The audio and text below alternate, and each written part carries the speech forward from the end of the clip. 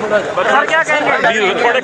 थोड़ा सा बेटा आगे हो जाए, थोड़ा सा आगे हो जाए यार, थोड़ा सा आगे हो जाए।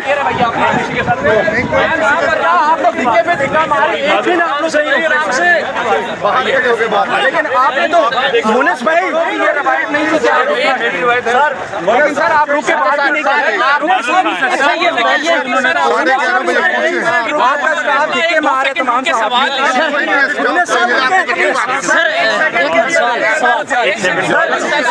सवाल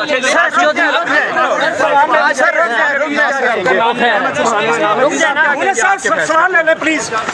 ये बताएं, चौधरी शुजात साहब ने इलेक्शन कमीशन को खत लिख दिया, आप एक बार के बंदे नाराज हो जाएंगे सर। अगर सर चौधरी शुजात साहब ने इलेक्शन कमीशन में रेफरेंस फाइल कर दिया, आराम से भाई, आईडी कार्ड फाइल आपने आईडी कार्ड फाइल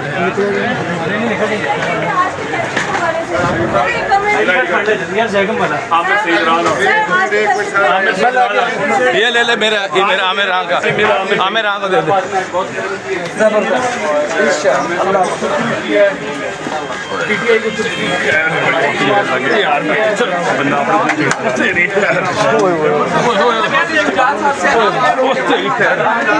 अरे किसी ने मारेंगे।